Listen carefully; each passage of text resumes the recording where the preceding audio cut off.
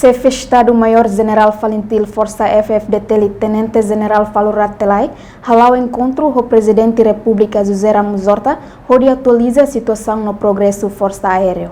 Encontro entre chefe Estado-Maior-General Falintil Força Defesa Timor-Leste FFDT, Tenente-General Falo Ratelai, encontro com o Presidente da República José Ramos Horta, realiza sexta-feira no Loresin Ida, fulang novembro tinan rihun rua no Loresin Rua, e a Palácio Presidente Baropite Dili.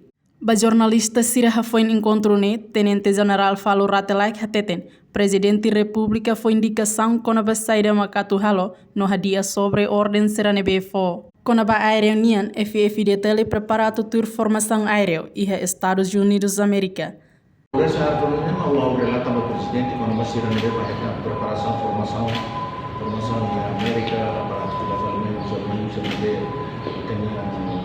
país parceiro de força aérea processo de manutenção da aeroporto minha, de manutenção do aeroporto de operacional de manutenção minha, pessoal técnico serve apoio para a aviação internacional para a formação Atualmente, Força Defesa Timor-Leste e a ONA piloto Ida, no Ida copiloto. Reportagem Prisca Sara Domingues Samaral, Televisão Timor-Post.